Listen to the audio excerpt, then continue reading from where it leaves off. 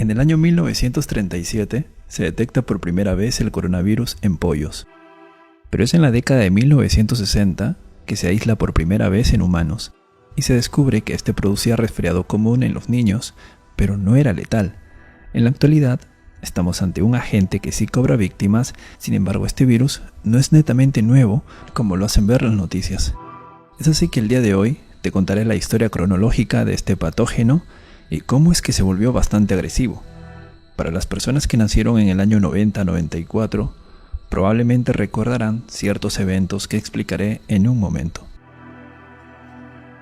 En la década de 1960, específicamente en el año 1962, Dorothy Hamre y John Prochnow, del Departamento de Medicina de la Universidad de Chicago, encontraron el coronavirus. ¿Y cómo lo hallaron?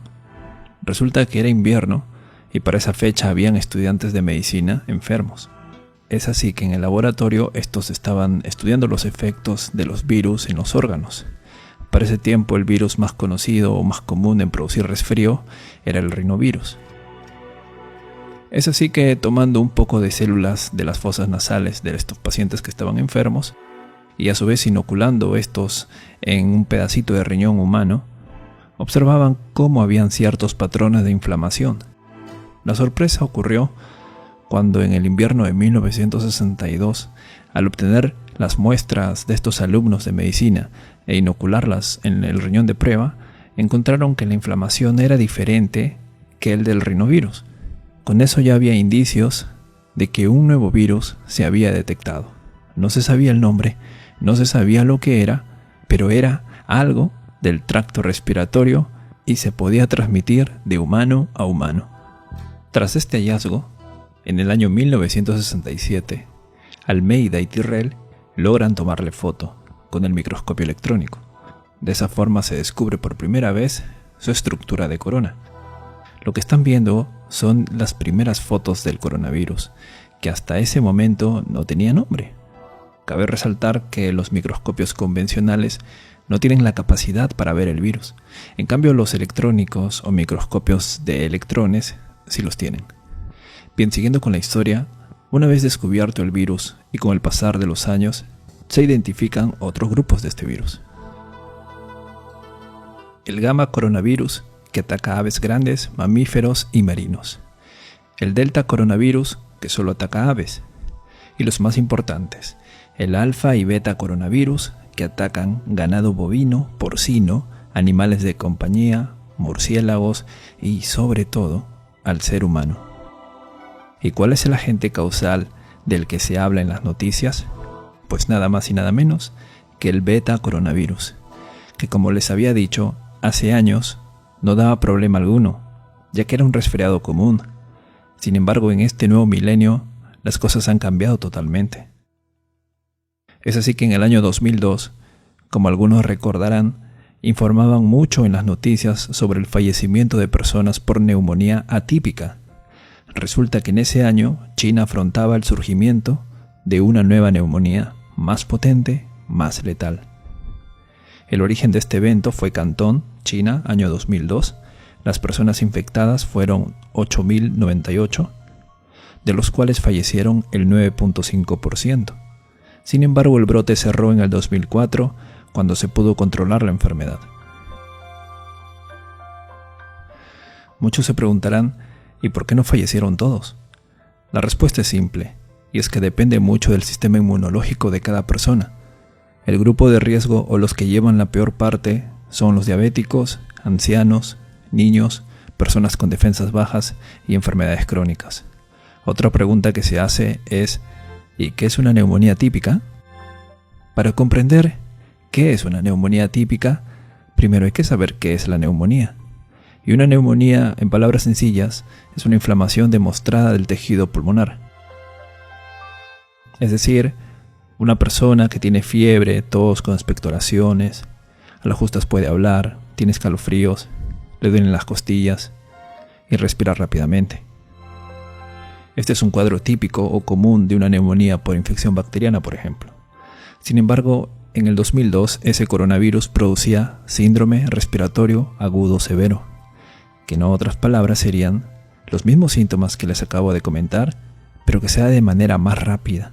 Y la persona se asfixia, no puede respirar, además se le suma dolores musculares y fiebres muy altas.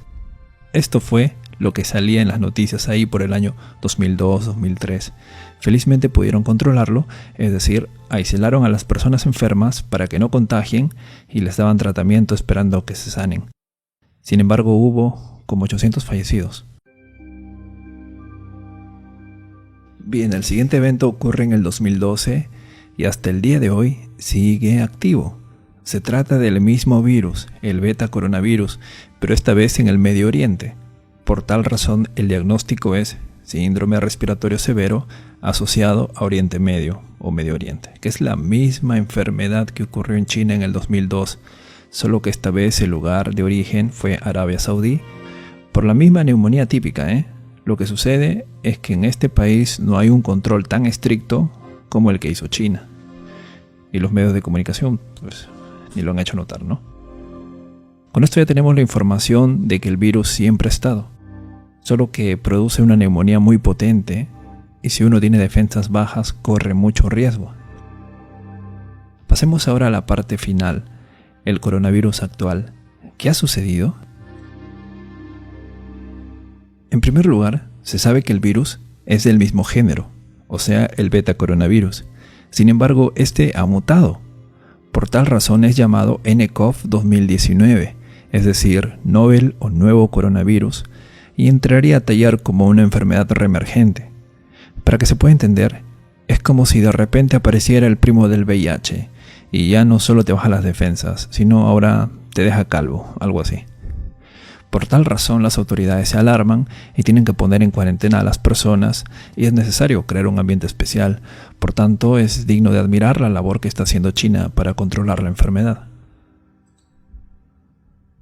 Algunas personas se preguntan, ¿cómo es que aparecen los virus? La respuesta es simple, y es que el 75% de las enfermedades emergentes o nuevas son una zoonosis, es decir, la transmiten los animales. Por ejemplo, lo más aceptado del VIH es que el virus de inmunodeficiencia del simio fue transmitido al ser humano,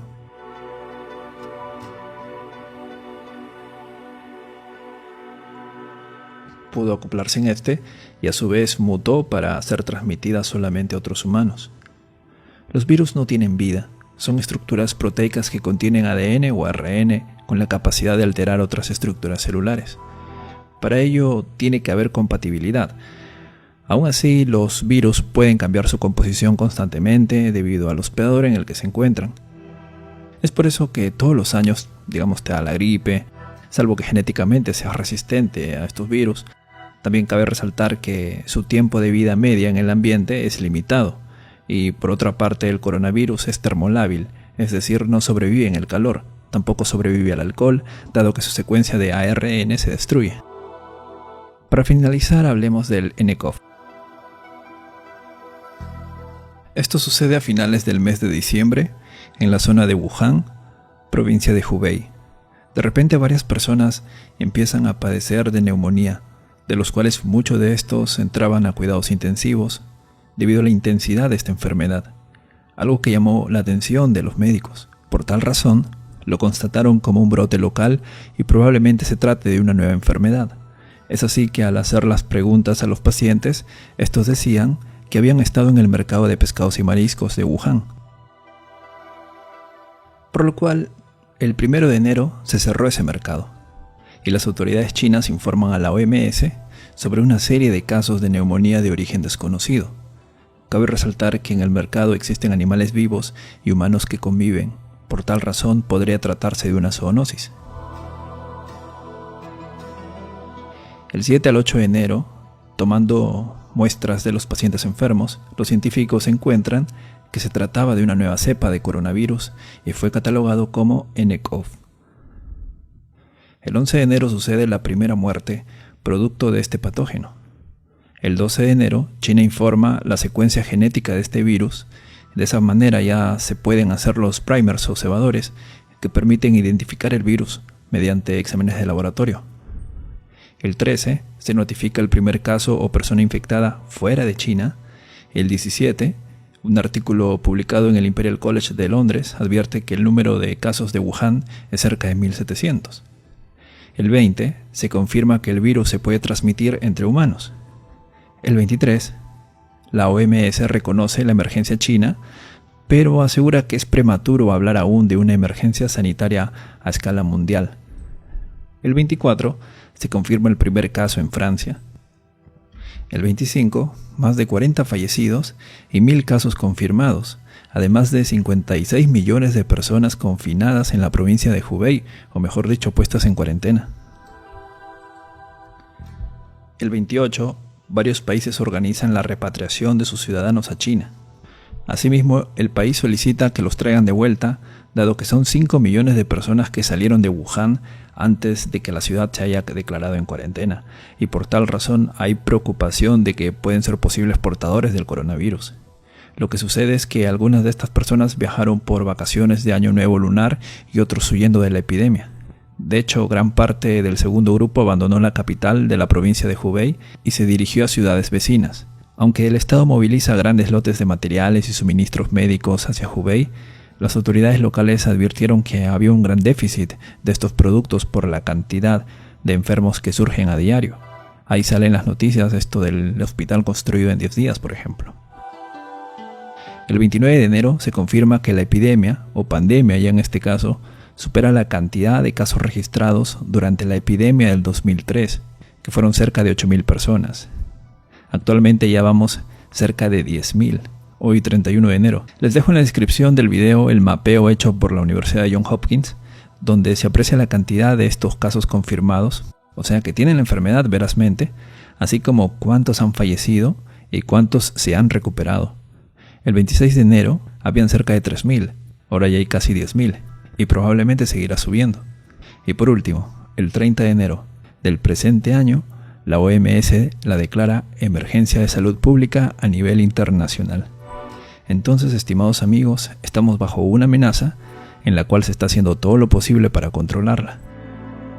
Lo mejor que se puede hacer es alimentarse bien para aumentar las defensas y evitar en lo posible contacto con personas con problemas respiratorios y que hayan venido de Asia.